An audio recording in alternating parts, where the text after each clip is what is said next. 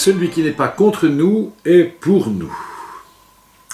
Je vous propose de méditer un peu l'évangile de dimanche prochain, qui est la suite de ceux que nous avons lus les dimanches précédents. Et vous verrez que c'est important de voir justement que c'est la suite de dimanche dernier en particulier. Je vais lire le texte tout de suite sans attendre. Je suis au chapitre 9 de l'évangile de saint Marc, et entre les versets 38 et 48. En ce temps-là, Jean, l'un des 12, disait à Jésus : « Maître, nous avons vu quelqu'un expulser les démons en ton nom. Nous l'en avons empêché, car il n'est pas de ceux qui nous suivent. » Jésus répondit : « Ne l'en empêchez pas, car celui qui fait un miracle en mon nom ne peut pas aussitôt après mal parler de moi. Celui qui n'est pas contre nous est pour nous. Et celui qui vous donnera un verre d'eau au nom de votre appartenance au Christ, amen, je vous le dis, il ne restera pas sans récompense. Celui qui est un scandale, une occasion de chute pour un seul de ces petits qui croient en moi, mieux vaudrait pour lui qu'on lui attache au cou une de ces meules que tournent les ânes et qu'on le jette à la mer. Et si ta main est pour toi une occasion de chute, coupe-la. Mieux vaut pour toi entrer manchot dans la vie éternelle que de t'en aller dans la géhenne avec tes deux mains, là où le feu ne s'éteint pas. Si ton pied est pour toi une occasion de chute, coupe-le. Mieux vaut pour toi entrer estropié dans la vie éternelle que de t'en aller dans la géhenne avec tes deux pieds. Si ton œil est pour toi une occasion de chute, arrache-le. Mieux vaut pour toi entrer borgne dans le royaume de Dieu que de t'en aller dans la géhenne avec tes deux yeux, là où le ver ne meurt pas et où le feu ne s'éteint pas. Ouh là là, ouh là là là là. C'est étonnant ce passage d'évangile parce que vous allez discuter là-dessus. Justement, on sent bien qu'il y a d'abord très, très doux, très, très tolérant apparemment. Tout d'un coup, une espèce de violence dans les mots de Jésus. C'est peut-être le moment, l'endroit de l'évangile où Jésus est le plus dur, mais d'une dureté même qui fait presque peur. Alors je vous propose justement de lire, de relire ce texte, et puis de déposer tous ce que vous entendez, le scandale qui est le vôtre peut-être, ou l'étonnement, ou les questions que vous pouvez poser. Comment est-il si doux et si tolérant d'abord, si bienveillant et si dur après. Qu'est-ce qui vous en semble ? Qu'est-ce que vous en pensez ? Voilà, faites un tour de table, ne discutez pas entre vous. Hein. Je répète la règle, c'est très important pour nos cellules. Surtout le premier tour de table, c'est pas une discussion, on ne reprend pas la parole les uns des autres. Chacun, on partage, hein, on dépose, c'est-à-dire on écoute ce que l'Esprit nous dit. Et l'Esprit Saint parle par la bouche de chacun, même de ceux qui éventuellement ne sont pas baptisés. L'Esprit, en reprenant d'ailleurs l'Évangile, hein, même si on n'est pas encore dans l'Église au sens fort, l'Esprit peut parfaitement parler par les uns ou par les autres. Donc écoutez-vous, recevez-vous les uns et les autres, et c'est de ce partage que vous pouvez recevoir vraiment quelque chose. Voilà, je vous laisse et à tout de suite.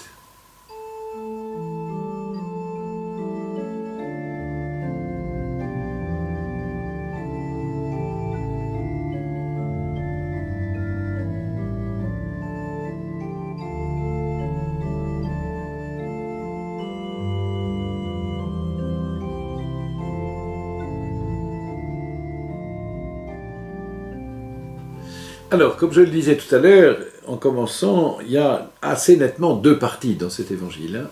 Il y a d'abord la remarque de Jésus à Jean. Vous vous rappelez le contexte dimanche dernier ?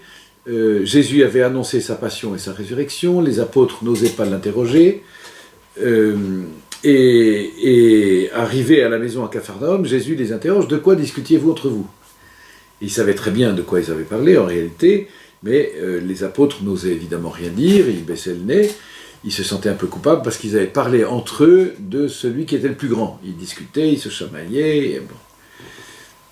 Et Jésus avait placé, vous vous rappelez, un enfant au milieu d'eux, celui qui accueille cet enfant, c'est moi qui l'accueille. C'était une façon de dire ce qu'on verra dans Saint Matthieu, par exemple, ce que vous avez fait à l'un de ces petits qui sont les miens, c'est à moi que vous l'avez fait. Et si vous ne l'avez pas fait, c'est à moi que vous ne l'avez pas fait. Donc celui qui accueille cet enfant m'accueille, et celui qui m'accueille accueille celui qui m'a envoyé. Et voilà que Jean, dans la conversation qui suit, dit au Seigneur, « Seigneur, nous avons vu quelqu'un qui chassait un esprit en ton nom, il ne fait pas partie de notre groupe, il n'a pas été choisi par toi, il faut qu'on l'en empêche, il faut que... » Jésus répond, « Ne l'en empêchez pas, parce que celui qui fait un miracle en mon nom ne peut pas aussitôt après mal parler de moi. Celui qui n'est pas contre moi est pour nous. Celui qui n'est pas contre nous est pour nous. Et celui qui vous donnera un seul verre d'eau au nom de votre appartenance au Christ, amen, je vous le dis, il ne restera pas sans récompense. » Qu'est-ce que ça veut dire? Et ça veut dire que ne jalousez pas s'il y a du bien qui se fait ailleurs que chez vous. Admirez le bien qui se fait. Et Dieu est libre, Dieu n'est pas limité à un groupe, Dieu n'est pas limité même aux limites visibles de l'Église. L'Église est bien au-delà des limites visibles. Ça devrait nous faire rougir d'ailleurs. Je le dis à notre honte, il y a des gens qui ne sont pas chrétiens qui font du bien beaucoup plus que certains chrétiens. Il y a des gens qui ne sont pas chrétiens, qui ne sont pas baptisés, qui vivent les valeurs de l'Évangile beaucoup mieux que certains chrétiens. Il y a en dehors de l'Église visible des choses belles qui se font au nom de Jésus, ça veut dire au nom de l'amour, au nom de la vérité. Je suis la vérité, je suis le chemin, je suis la vie.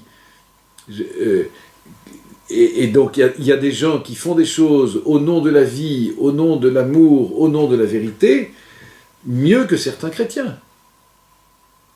Il y a des saints dans l'Église, mais il y a aussi beaucoup de pécheurs.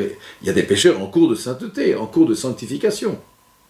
Mais donc, cessez de limiter l'Esprit Saint, comme si l'Esprit Saint n'avait pas le droit d'agir autrement que là où vous êtes. L'Esprit Saint est libre. L'Esprit Saint est libre et il souffle où il veut.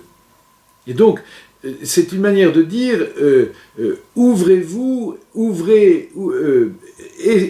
élargissez les limites de votre champ de vision. Ça ne veut pas dire que l'Église n'a pas une mission particulière, ça ne veut pas dire que le baptême est inutile, ça ne veut pas dire que finalement qu'on soit dans l'Église ou en dehors de l'Église, ça n'a pas d'importance. Pourquoi est-on en dehors de l'Église? Pourquoi est-on en dehors du baptême? Si on est en dehors de l'Église, en dehors du baptême, parce que on ne veut pas, alors à ce moment-là, on pourra difficilement faire quelque chose au nom de Jésus. Si on fait quelque chose en dehors de l'Église parce qu'on a été scandalisé par des gens de l'Église, alors là, faut voir justement. Si on fait des choses en dehors de l'Église parce qu'on ne connaît pas l'Église et qu'on ne connaît pas Jésus-Christ, alors là, on n'est pas fautif. Et Dieu répondra à l'attente des hommes qui ouvrent leur cœur, les hommes de bonne volonté. Une fois qu'on connaît Jésus, une fois qu'on a entendu parler de lui, une fois qu'on a découvert qui était Jésus, si vraiment on a découvert qui il est, on demande à être baptisé, parce qu'on demande à vivre de sa vie, on demande à être associé à sa vie, à la vie qu'il propose. Mais si on ne le sait pas, comment est-ce qu'on pourrait le savoir? Et parfois, c'est encore une fois à notre honte, ce sont des chrétiens eux-mêmes, comme Jean fait là. Jean, le grand Saint Jean, hein. Mais parfois, ce sont des chrétiens eux-mêmes qui font obstacle à l'œuvre de l'Esprit.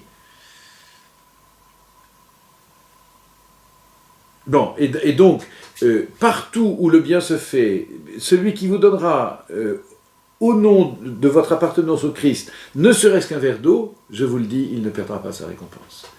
Et donc, c'est une manière de dire, vous savez, l'amour exige tout, c'est vrai, mais l'amour se contente d'un rien. Un verre d'eau, et ça suffit, c'est déjà beaucoup.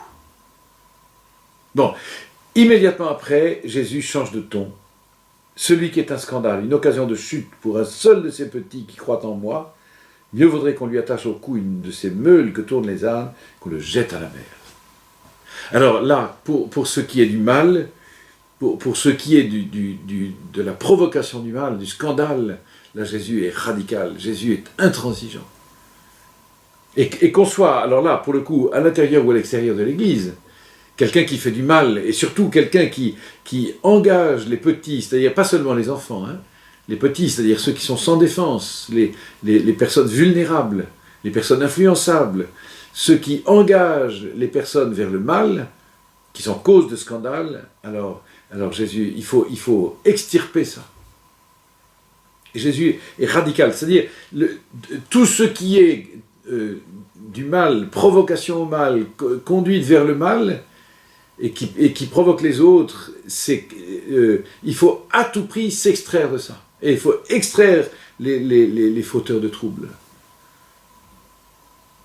Et ça, c'est valable par rapport aux autres, mais c'est valable aussi par rapport à toi. Si ton œil te conduit au péché, arrache-le. Si ta main te conduit au péché, coupe-la. Si ton pied...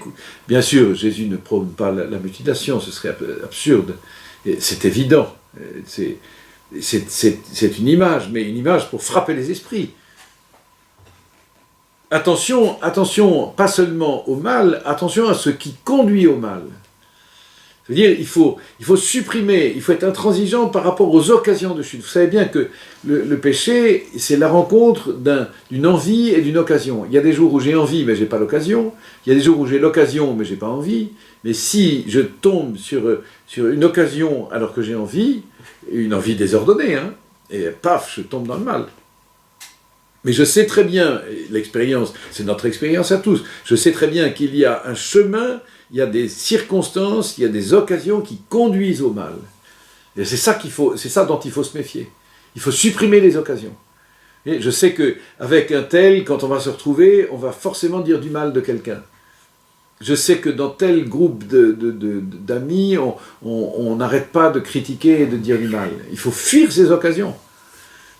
Je sais que si je regarde Internet, si je commence à traîner sur Internet le soir un peu tard, je vais me casser la figure parce que je vais aller surfer sur des trucs qui ne sont pas bons. Eh bien, il faut fuir ces occasions, il faut se fixer des règles, il faut faire attention. Je sais que dans telle et telle circonstance, je vais boire un peu trop et je vais mettre... Eh bien, il faut fuir ces occasions. Et il faut se connaître, il faut apprendre à se connaître. Et il faut... la main, elle est bonne, si elle me conduit au péché, il faut l'enlever. Si mon œil me conduit au péché, il faut... Qu'est-ce que ça veut dire, par exemple? Vous voyez, dans le métro ou dans la rue, il y a des affiches, des pubs qui sont très agressives. Ou bien simplement des personnes, quand il fait chaud en été sur la plage ou dans les rues, qui sont habillées de façon extrêmement provocante. Bon. Si ton œil te conduit au péché, arrache-le. Ben, arrête de regarder, regarde autre part, baisse les yeux. C'est ce qu'on appelle l'ascèse du regard.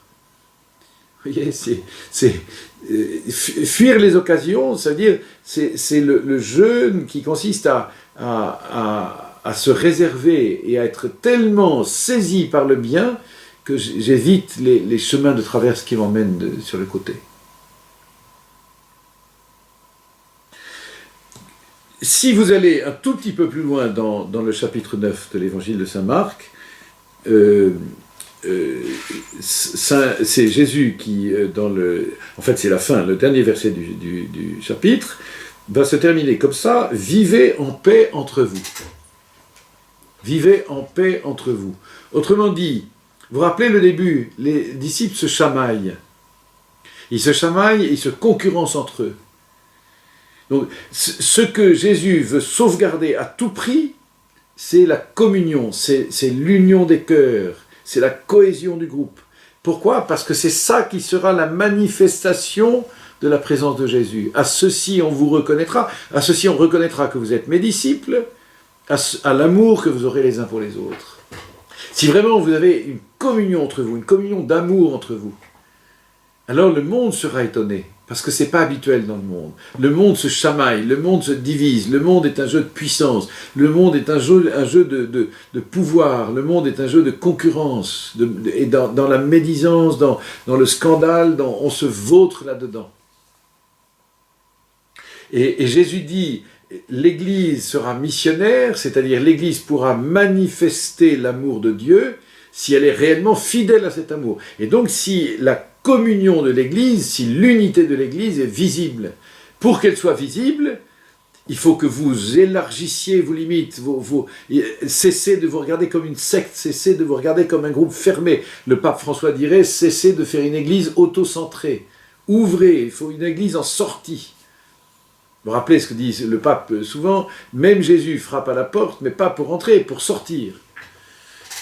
Donc cessez de vous chamailler, ouvrez les portes et regardez ailleurs, il y a du bien qui se fait ailleurs, et admirez ce bien qui se fait partout, et contribuez à ce bien qui se fait partout, mais soyez intransigeants pour le mal, intransigeants vis-à-vis de la tentation vers le scandale.